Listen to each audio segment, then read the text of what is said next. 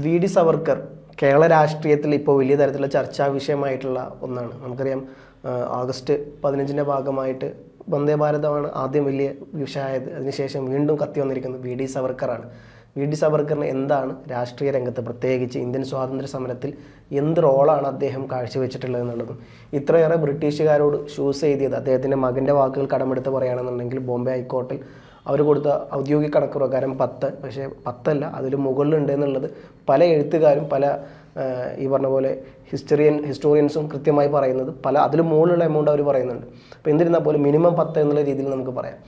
അപ്പം ഇത്തരത്തിലുള്ള വലിയ തരത്തിലുള്ള വിവാദങ്ങളായ ബ്രിട്ടീഷ് സാമ്രാജ്യത്തോട് എപ്പോഴും അദ്ദേഹം തന്നെ പറഞ്ഞു ഞാൻ ഇനി മുതൽ കൂറുള്ളവനായിരിക്കുമെന്നും യുവാക്കളെ എൻ്റെ കീഴിൽ ലക്ഷക്കണക്കിന് ആയിരക്കണക്കിന് യുവാക്കളാണ് നിർത്താൻ എനിക്ക് പറ്റുമെന്നുള്ളതും ഇന്ത്യയിലെ യുവാക്കളെ ബ്രിട്ടീഷ് സേനയ്ക്ക് വേണ്ടി ഞാൻ പൂർണ്ണമായും കൊണ്ടുവരും എന്നുള്ള തരത്തിലൊക്കെ അദ്ദേഹത്തിൻ്റെ മാപ്പ് അപേക്ഷയിൽ പറയുന്നുണ്ട്. അപ്പം യഥാർത്ഥത്തിൽ വി ഡി സവർക്കർ ഇന്ത്യൻ രാഷ്ട്രീയത്തിൽ സ്വാതന്ത്ര്യത്തിന് വലിയ തരത്തിലുള്ള പങ്ക് വഹിച്ച നേതാവാണോ അല്ലയോ എന്നുള്ള ചോദ്യം അവിടെ മുമ്പിൽ കിടക്കുന്നുണ്ട്. മറുവശത്ത് ഇന്നലെ പല ജനൻ ടി വി അടക്കമുള്ള ഒരുപാട് ചാനലുകൾ ഔദ്യോഗികമായ ഒരു ബ്രൗഷർ ഇറക്കിയപ്പം അത് കണ്ട ഏറ്റവും വലിയ പ്രത്യേകത അതിൽ നെഹ്റു ഇല്ല. ഗാന്ധിജിയെ പിന്നെ അത്രയും സൂം ചെയ്ത് ലെൻസൊക്കെ വെച്ച് നോക്കിക്കഴിഞ്ഞാൽ മാത്രം കാണാൻ പറ്റുന്ന രീതിയിൽ മഹാത്മാഗാന്ധിയെ മാറ്റിയിരിക്കുന്നു. അപ്പോൾ ഇന്ത്യൻ രാഷ്ട്രീയത്തിൽ ഈ പറഞ്ഞ പോലെ സുഭാഷ് ചന്ദ്രബോസ് ഉണ്ട്. സുഭാഷ് ചന്ദ്രബോസിനെ ഔദ്യോഗികമായി തുറന്നടിച്ച് പറഞ്ഞിട്ടുണ്ട് ഏറ്റവും കൂടുതൽ ബ്രിട്ടീഷുകാർക്കെതിരെ നിന്ന നേതാവാണ് സുഭാഷ് ചന്ദ്രബോസൊക്കെ. പക്ഷേ സുഭാഷ് ചന്ദ്രബോസിനെ അവർ വെച്ചിട്ടുണ്ട്. പക്ഷേ ഇത്തരത്തിലപ്പോഴും ഗാന്ധിയെയും പല നേതാക്കന്മാരെയും മനഃപൂർവ്വം ഒഴിവാക്കുന്നു. വി ഡി സവർക്കറാണ് ആ പേജിൽ ഏറ്റവും വലിയ നേതാവ്. അതിനുശേഷമുള്ള പല നേതാക്കന്മാരുടെ ഫോട്ടോ.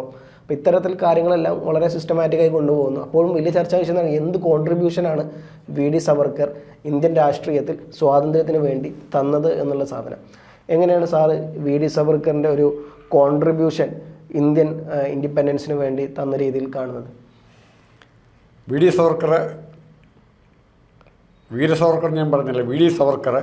വീർ സവർക്കർ എന്ന് ആദ്യം അദ്ദേഹത്തെ ആരാണ് അഭിസംബോധന ചെയ്തതെന്നറിയോ? ആരാ? അദ്ദേഹം എഴുതിയ ബുക്കിൽ അദ്ദേഹത്തിനെ അഭിസംബോധന ചെയ്ത് കൊടുത്ത പേരാണ് വീർ സവർക്കർ എന്നുള്ളത്. പല നേതാക്കന്മാരും പറഞ്ഞത് അത് പല നേതാക്കന്മാർ ഒരു BJPയുടെ കാസർഗോഡത്തെ ഒരു നേതാവ് പറഞ്ഞത് അത് EMS എഴുതിയതാണ് വീർ സവർക്കർ എന്നുള്ളത്. പക്ഷേ അതിൻ്റെ യഥാർത്ഥ സത്യാവസ്ഥ എന്ന് പറഞ്ഞാൽ ഈ പറഞ്ഞ പോലെ വി ഡി സവർക്കർ അദ്ദേഹത്തിൻ്റെ ബുക്കിൽ അദ്ദേഹത്തെ പരാമർശിച്ചുകൊണ്ട് എഴുതിയതാണ് ഞാനൊരു വീർ സവർക്കറാണ് എന്നുള്ള രീതിയിൽ. അപ്പോൾ ഇത്തരത്തിൽ അത് പതിച്ചു പോയ അദ്ദേഹത്തിനെ തന്നെ വലിയൊരാളായി കാണുന്നുള്ള രീതിയിൽ ഞാൻ ഈ സാധനം കാണുന്നുള്ളൂ. സാറിന് ബാക്കി പറയാം.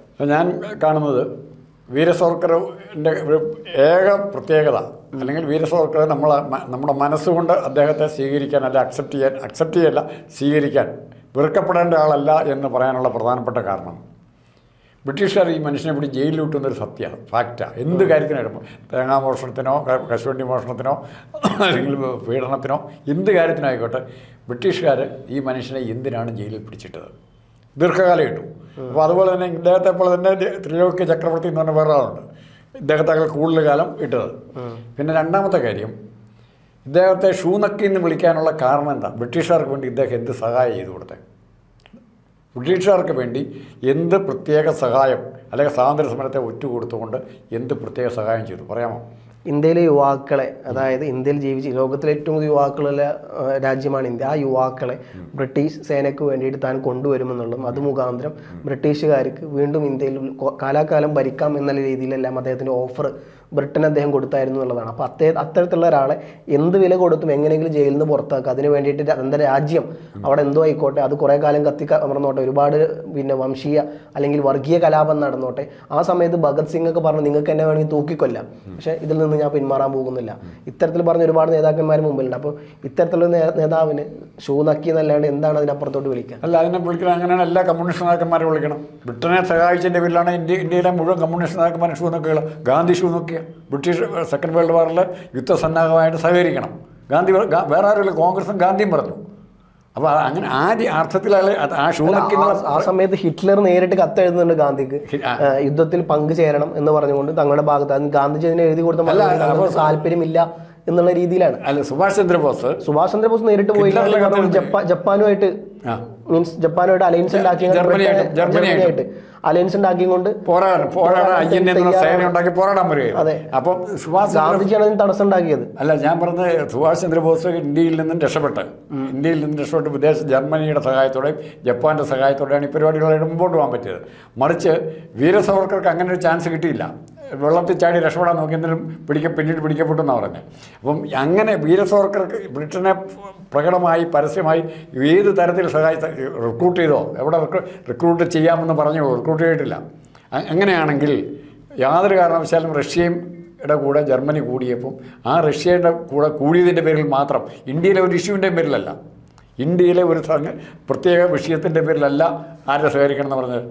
ജർമ്മനിയുമായി സെക്കൻഡ് വേൾഡ് വാറിൽ ജർമ്മനിയായിട്ട് കൂട്ടുകൂടെന്ന് പറഞ്ഞ് ജർമ്മനി റഷ്യയെ ആക്രമിച്ചേക്കോ എന്നുള്ള ഭയം കൊണ്ടും അതേസമയം അത് കാരണം ഷൂനക്കി എന്നുള്ള സ്വഭാവം അവിടെ കാണിച്ചത് റഷ്യയുടെ ആണേലും ജർമ്മനിയുടെ ആണേലും പിന്നീട് വീണ്ടും ബ്രിട്ടൻ്റെ ആണേലും ഇത് കാണിച്ച ഇവിടുത്തെ കമ്മ്യൂണിസ്റ്റ് നേതാക്കന്മാരാണ്. ഞാൻ പറയുന്നത് അവരാണ് ഷൂനക്കിന് വിളിക്കുകയും ചെയ്യുന്നത്, സവർക്കറെ ഷൂനക്കിന് വിളിക്കുകയും ചെയ്യുന്നവരാണ്. ആ വൈരുദ്ധ്യം ഞാൻ പറഞ്ഞത്. ആരാണ് യഥാർത്ഥത്തിൽ ഷൂനക്കി? രാജ്യരാജ്യം റഷ്യയും ജർമ്മനിയായിട്ട് അഭിപ്രായ വ്യത്യാസം ഉണ്ടായ ആ സെക്കൻഡിൽ കമ്മ്യൂണിസ്റ്റ് പാർട്ടി ഇപ്പുറം മാറി ബ്രിട്ടൻ്റെ കൂടെ കൂടാൻ തുടങ്ങി, യുദ്ധത്തെ സഹകരിക്കാൻ തുടങ്ങി. ക്വിറ്റ് ഇന്ത്യ സമരത്തിന് അവരെ എതിരെ നിന്നതുകൊണ്ട് ക്വിറ്റ് ഇന്ത്യ സമരത്തെ ഒറ്റുകൊടുത്തു. ഇന്ത്യ കണ്ട ഏറ്റവും വലിയ ബഹുജന പ്രക്ഷോഭം എന്ന് പറയുന്നത് ക്വിറ്റ് ഇന്ത്യ സമര.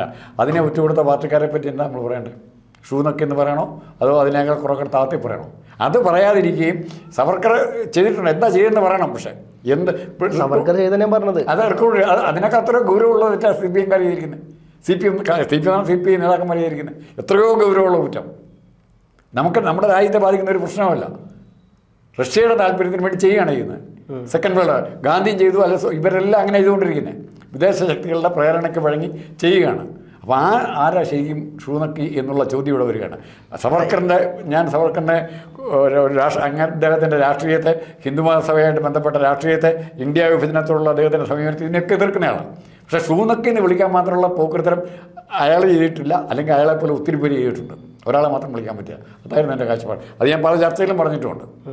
സവർക്കറിൻ്റെ പൊളിറ്റിക്സിനെ ഞാൻ ചെയ്യുന്നില്ല, മറിച്ച് സവർക്കറിനെ അത്രമാത്രം അവമാനിക്കപ്പെടാൻ മാത്രമുള്ള സവർക്കറിന് എനിക്ക് അഭിപ്രായമുണ്ട്. ഗാന്ധിജിയെയും സവർക്കറേയും വെച്ച് കഴിഞ്ഞാൽ ഏത് തട്ടായിരിക്കും താന്നിരിക്കുക? ഗാന്ധിയുടെ തട്ടിൻ്റെ ഇവിടെ താഴെ തട്ടി നിൽക്കുമ്പോൾ സവർക്കർ അങ്ങ് ആകാശം കിടക്കും.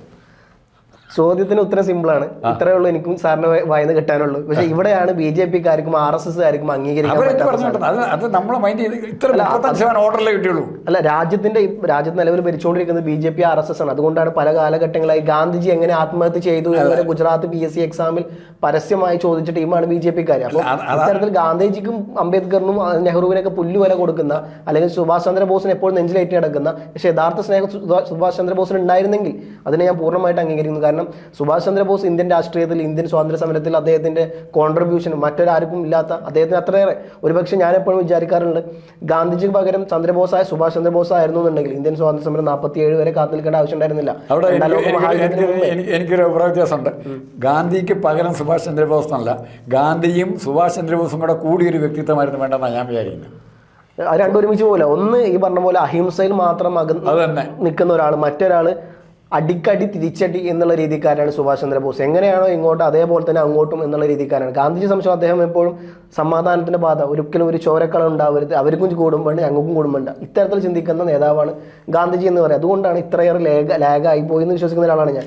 നേരെ മറിച്ച് അവിടെ സുഭാഷ് ചന്ദ്രബോസ് ആയിരുന്നു എന്നുണ്ടെങ്കിൽ ഇത്രയേറെ, പലപ്പോഴും ഹിസ്റ്ററി ബുക്കൊക്കെ വായിക്കുമ്പോൾ എനിക്ക് തോന്നിയിട്ടുണ്ട്, ചന്ദ്രബോസ് ആയിരുന്നു അവിടെ എന്നുണ്ടെങ്കിൽ ഇത്രത്തോളം ഈ സാധനം നീങ്ങില്ലായിരുന്നു എന്നുള്ളത്. കാരണം മേ ബി അദ്ദേഹം 2-3 വർഷം നേരത്തെ ഈ സാധനം തീർക്കുമായിരുന്നു. അദ്ദേഹം അത്രത്തോളം കഴിവുള്ള, അതിനു വേണ്ടി മറ്റ് സേനകളെ വരെ അദ്ദേഹം തയ്യാറാക്കിയതായിരുന്നു. പക്ഷെ പലപ്പോഴും ഗാന്ധിജിയുമായിട്ടുള്ള കോൺഫ്ലിക്റ്റ്, അതെ, ഗാന്ധിജിയും നെഹ്റുവുമായിട്ടുള്ള കോൺഫ്ലിക്റ്റ് ഒക്കെ അദ്ദേഹം പരസ്യമായി രംഗത്ത് പറയുകയും ചെയ്തിട്ടുണ്ട്. അങ്ങനെ വിശ്വസിക്കുന്ന ഒരാളാണ് ഞാൻ. എന്തിരുന്നാൽ പോലും ഇപ്പോൾ ഞാൻ മുന്നോട്ട് പറഞ്ഞോട്ടെ, സുഭാഷ് ചന്ദ്രബോസിൻ്റെ നിലപാടും ഗാന്ധിയുടെ നിലപാടും തമ്മിലുള്ള വ്യത്യാസം ഒറ്റ കാര്യം കൊണ്ട് മനസ്സിലാവും. ഇന്ത്യയോടൊപ്പം സ്വാതന്ത്ര്യം കിട്ടിയ ഏഷ്യൻ ആഫ്രിക്കൻ രാജ്യങ്ങളിൽ എത്ര രാജ്യങ്ങൾ ജനാധിപത്യം ഇപ്പോൾ പുലരുന്നുണ്ട്? പട്ടാള ഭരണം ഇടയ്ക്ക് കയറി വന്ന് സൈനിക ഭരണം മതഭരണം കയറി വരാതെ ജനാധിപത്യം പുലരുന്ന, ഇവിടെ രണ്ടും വന്നിട്ടില്ല, പട്ടാള ഭരണ അടിയന്തരാവസ്ഥ മാത്രമേ വന്നുള്ളൂ, പറയാൻ പറ്റുമൊക്കെ. ആ രണ്ട് ഇന്ത്യ മാത്രമേ ഉള്ളൂ. അത് ഞാൻ വിചാരിക്കുന്നത് ഗാന്ധിജിയുടെ പൊളിറ്റിക്സിൻ്റെ കോൺട്രിബ്യൂഷനാണ്. ഇന്ത്യ ഇപ്പോഴും സ്റ്റേബിളായിട്ട് നിൽക്കുന്നു. ഇന്ത്യ അങ്ങനെ മറ്റു രാജ്യങ്ങളായിട്ട് ഇന്ത്യ യുദ്ധത്തിന് പോയ ചരിത്രം പറയാമോ?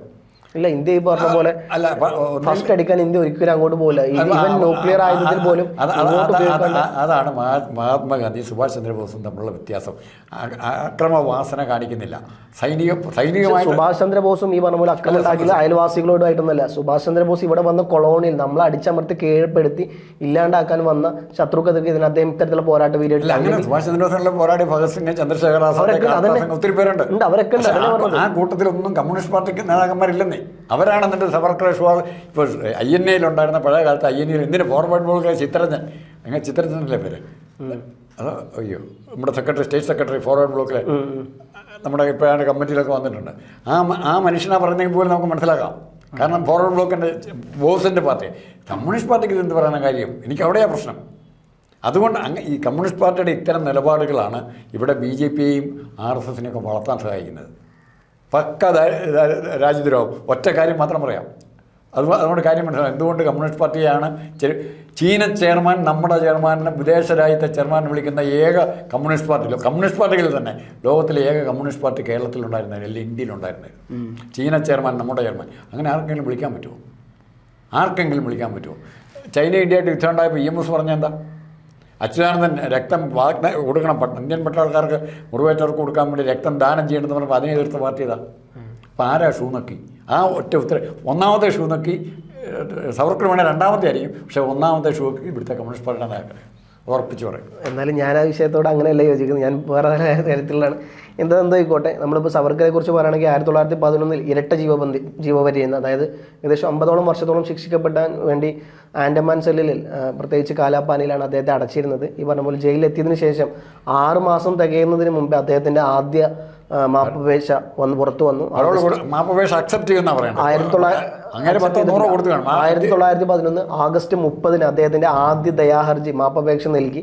ഇത് സെപ്റ്റംബർ 3 ബ്രിട്ടീഷ് സർക്കാർ നിരസിച്ചു എന്നുള്ളതാണ് സത്യാവസ്ഥ. പിന്നീട് രണ്ടാമത്തെ മാപ്പപേക്ഷ എന്ന് പറയുന്നത് 1911 ആദ്യത്തെ ആണെന്നുണ്ടെങ്കിൽ 1913 ആകുമ്പോൾ നവംബർ 14 സവർക്കറിന്റെ രണ്ടാമത്തെ ഇത് സമർപ്പിച്ചു. ഗവർണർ ജനറലായിരുന്ന കൗൺസിലറിന്റെ ഹോം മെമ്പറായ സർ സെർജിനാൾഡ് ക്രഡോക്കിക് എന്ന് പറയുന്ന വ്യക്തിക്കാണ്. പേര് വളരെ വ്യത്യസ്തമാണ്. അപ്പോൾ എന്നിരുന്നാൽ പോലും അദ്ദേഹത്തിന് അത് രണ്ടാമത്തെ കൊടുക്കുന്നു. പിന്നീട് അങ്ങോട്ട് തുടർന്ന് 1914 കൊടുത്തിട്ടുണ്ട്, 1917 ഒക്ടോബറിൽ കൊടുത്തിട്ടുണ്ട്, 1918 കൊടുത്തിട്ടുണ്ട്, 1929 ജനുവരി കൊടുത്തിട്ടുണ്ട്. ഫസ്റ്റ് കൊടുക്കുന്നത് 1911. ലാസ്റ്റ് കൂടെ ഇപ്പം നമ്മൾ വായിക്കുന്നത് 1929 അല്ല, 1914, 1918, 1920 ഇതിലൊക്കെ. ഇത് കുറച്ച് മാത്രമേ ഞാൻ കളക്ട് ചെയ്ത് വെച്ചിട്ടുള്ളൂ. ഇതിനപ്പുറം ഉണ്ടാവും. കാരണം എന്നറിയോ, ഈ ആദ്യം കൊടുത്ത അതുപോലും സ്വീകരിക്കാതെ ഇത് ഇത്രയും പ്രാവശ്യം കൊടുത്തിട്ടും എന്തുകൊണ്ട് സവർക്കറെ ബ്രിട്ടൻ മറ്റ് പലർക്കും ക്ലമൻസി കൊടുത്തപ്പം അല്ലെ മാപ്പപേക്ഷ കൊടുത്തപ്പം എന്തുകൊണ്ട് സവർക്കർക്ക് മാത്രം കൊടുത്തില്ല എന്നുള്ളത് സവർക്കറിൻ്റെ ഇമ്പോർട്ടൻസ് കൂട്ടുകയുള്ളൂ.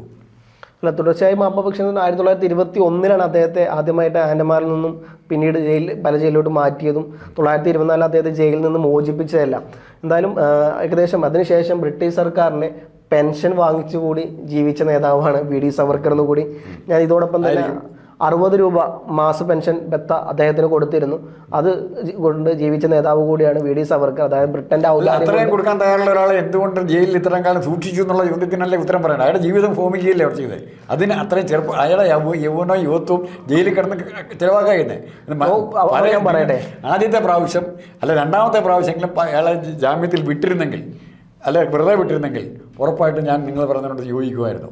രണ്ടാമത്തെ പ്രാവശ്യം ആളെ വിട്ടിരുന്നുണ്ടെങ്കിൽ ആളെ ഈ പറഞ്ഞ പോലെ ഇന്ത്യയിലെ മൊത്തം യുവാക്കളെയും സംഘടിപ്പിച്ചുകൊണ്ട് ബ്രിട്ടന്റെ ഭാഗത്ത് ചേർന്നുകൊണ്ട് ബ്രിട്ടനും ഈ പറഞ്ഞ സവർക്കറും നേതൃത്വം കൊണ്ടുകൊണ്ട് ഇന്ത്യക്കെതിരെയുള്ള യുദ്ധം നടക്കുന്നു. ഗാന്ധിജി ഒരു കാര്യങ്ങൾ പറയാം, അയാളുടെ ക്ലമൻസിൽ ബ്രിട്ടീഷ് ഗവൺമെന്റിന് വിശ്വാസം ഇല്ലായിരുന്നു. അല്ല, ബ്രിട്ടീഷുകാർക്ക് അയാൾ എനിക്ക് കൃത്യമായിട്ട് പറയാൻ പറ്റില്ല. ബ്രിട്ടീഷുകാർ പലതരത്തിലുള്ള നേതാക്കന്മാർക്ക് പല കാഴ്ചപ്പാടാണ്.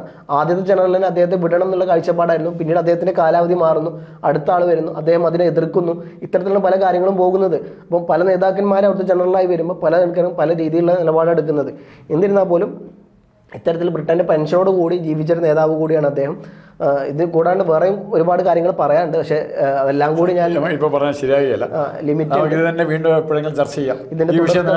അതെ, ഇതിന്റെ ഒരു തുടർ ഒരുപാട് കാര്യങ്ങൾ ഇനിയും മെൻഷൻ ചെയ്യാനുണ്ട്. അദ്ദേഹം മാപ്പ് എഴുതിയത് മാത്രമല്ല വേറെ പല കാര്യങ്ങളും, അദ്ദേഹം ഏത് വിഭാഗത്തിൽ പെട്ടതാണ്, എന്തുകൊണ്ടാണ് ഇത്തരത്തിലുള്ള BJPയും RSSും ഇദ്ദേഹത്തിന് ഇത്ര പ്രാതിനിധ്യം കൊടുക്കുന്നത് എന്നുള്ള പലതരത്തിലുള്ള കാര്യങ്ങൾ ഇതോടൊപ്പം മെൻഷൻ ചെയ്യേണ്ടതുണ്ട്. എന്തായാലും അടുത്ത ചർച്ചയിൽ ഇതിന്റെ തുടർ ഭാഗങ്ങൾ എന്തായാലും നമുക്ക് പറയാം.